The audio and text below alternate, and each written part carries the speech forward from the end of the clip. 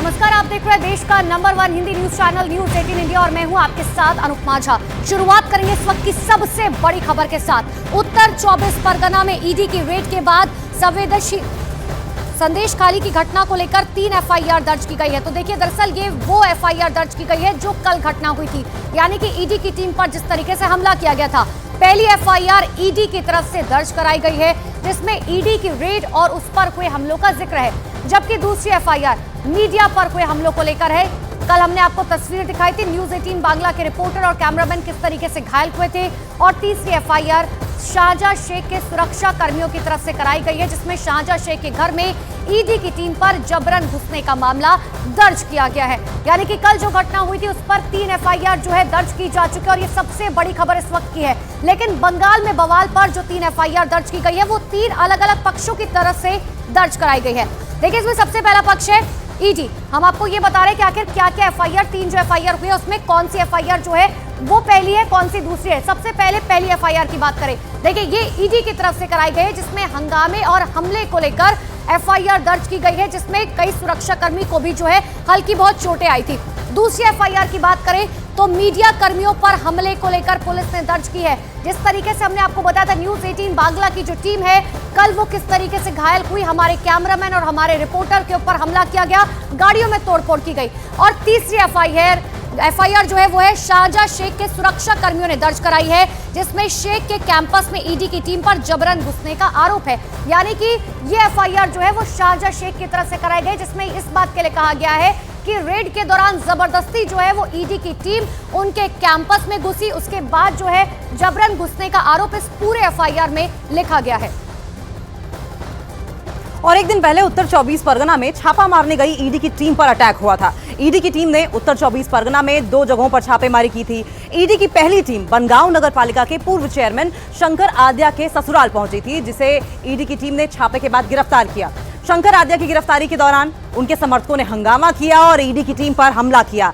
ED की team जो दूसरी थी वो संदेश खाली पहुंची, जहां शाहजहां शेख के घर छापा मारा जाना था, जहां ईडी की टीम पर अटैक हुआ और इस हमले में ईडी के अधिकारी और साथ साथ सीआरपीएफ के जवान घायल हो गए। तो देखिए, कल ये पूरी घटना जो थी वो किस तरीके से हुई है। वहीं बंगाल में ईडी के एक्शन के बीच टीएमसी के नेता शाहजहां शेख ने केंद्रीय एजेंसी ईडी और सीबीआई को धमकी दी है। शाहजहां शेख ने कहा कि ईडी और सीबीआई उनका बाल भी बांका नहीं कर सकती। कल शाहजहां शेख के ठिकाने पर ईडी की टीम ने रेड डाली थी और रेड डालने जब वहां पहुंची तो ईडी की टीम पर शाहजहां शेख के समर्थकों ने अटैक कर दिया, हमला बोल दिया। और अब शाहजहां शेख का जो वीडियो सामने आया है उसमें वो खुलेआम ईडी और सीबीआई को धमकी देते हुए दिखाई दे रहे हैं। शाहजहां शेख का वीडियो बीजेपी ने जारी किया है।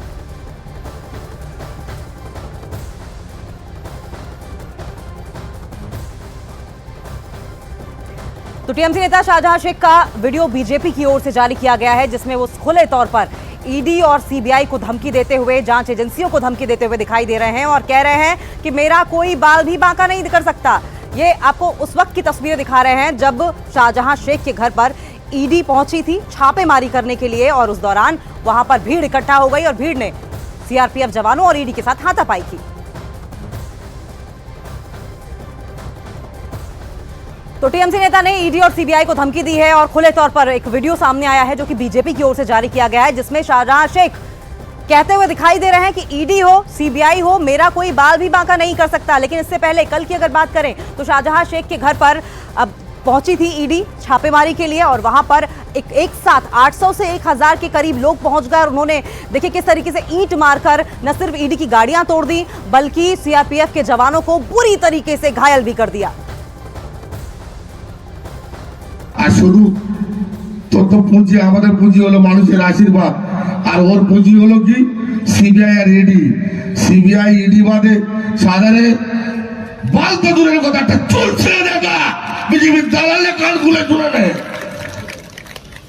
শুধু আমরা মানবতা দেখায় যে আমরা সন্দেশকালীর মানুষ চ্যালেঞ্জ করে বলছি আমরা সব সময় শান্তি চাই।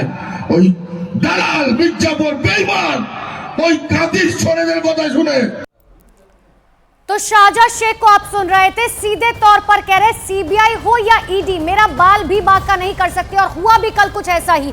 कल जब ईडी की टीम पहुंची तो आखिर किस तरीके से पत्थरबाजी की गई है, तस्वीरें देखिए। ये तस्वीरें इस बात को बताती है कि बंगाल में किस तरीके की कानून व्यवस्था जो है फिलहाल चल रही है। यहाँ पर ईडी के अधिकारी मौजूद है और ये ईंट आप देख पा रहे हैं, पूरी तरीके से जो ईंट होती है वो किस तरीके से गाड़ी पर फेंकी गई।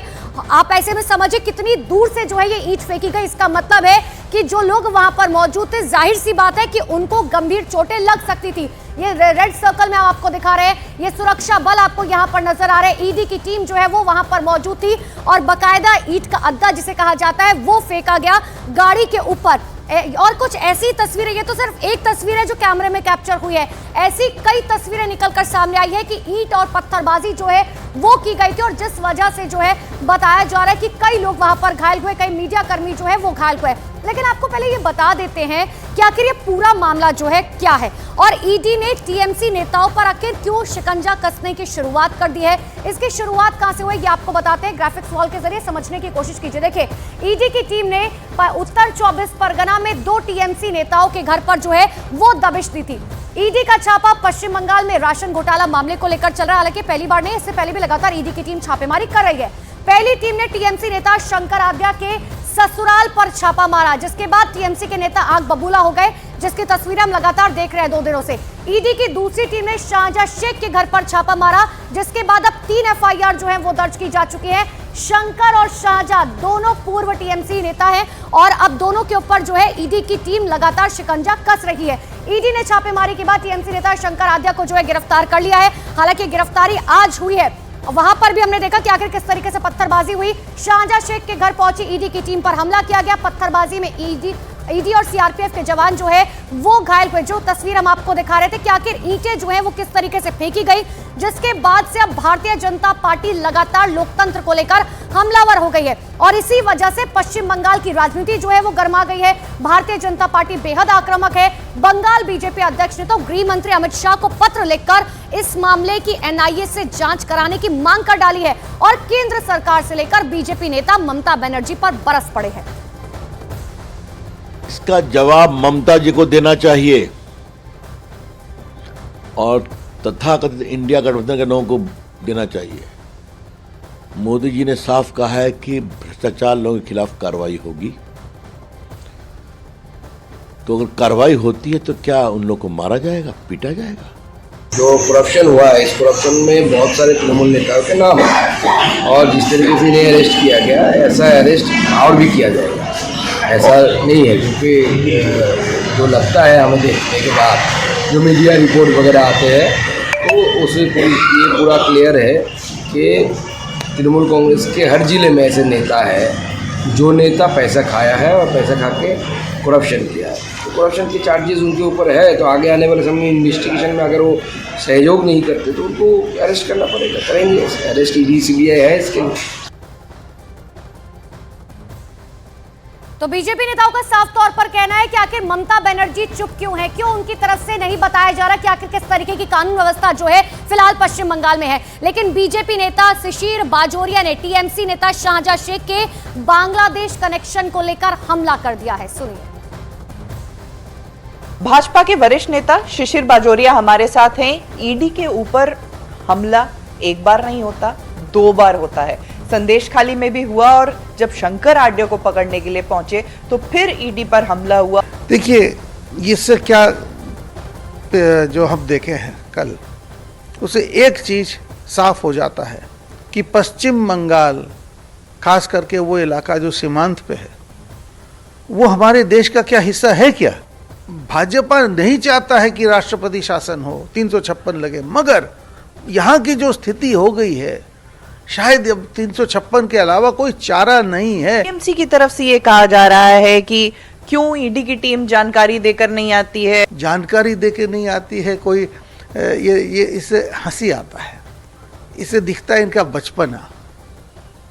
आपको जानकारी देके कोई इन्वेस्टिगेटिव एजेंसी जाएगा?